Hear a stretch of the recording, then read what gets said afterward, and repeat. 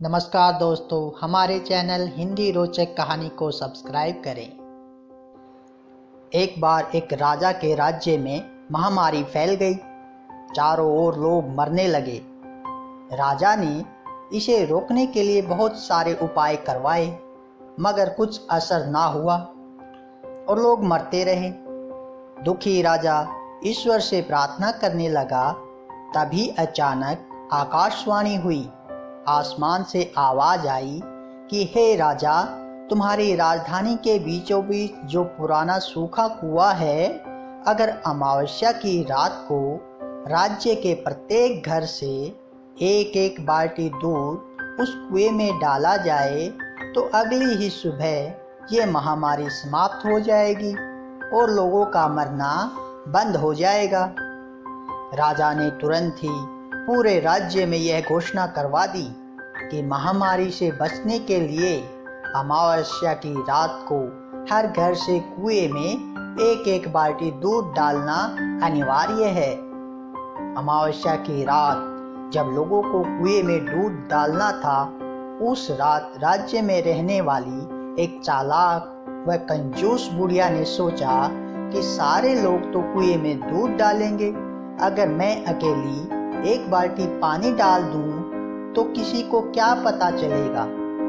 इस विचार से उस कंजूस बुढ़िया ने रात में चुपचाप एक बाल्टी पानी कुएं में डाल दिया।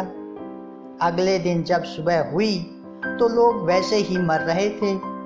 कुछ भी बदला नहीं था, क्योंकि महामारी समाप्ति नहीं हुई थी। राजा ने जब कुएं के पास जाकर इसका कारण जानना चाहा तो उसने देखा कि सारा कुआं पानी से भरा हुआ है। दूध की एक बूंद भी वहां नहीं थी। राजा समझ गया कि इसी कारण से महामारी दूर नहीं हुई और लोग अभी भी मर रहे हैं।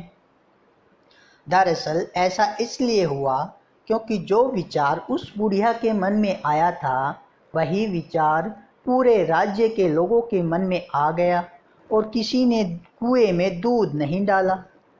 मित्रों, जैसा इस कहानी में हुआ वैसा ही हमारे जीवन में भी होता है। जब भी कोई ऐसा काम आता है जिसे बहुत सारे लोगों को मिलकर करना होता है, तो अक्सर हम अपनी जिम्मेदारियों से यह सोचकर पीछे हट जाते हैं कि कोई न कोई तो कर ही देगा, और हमारी इस सोच की वजह से स्थितियां वैसी की वैसी बनी रहती हैं।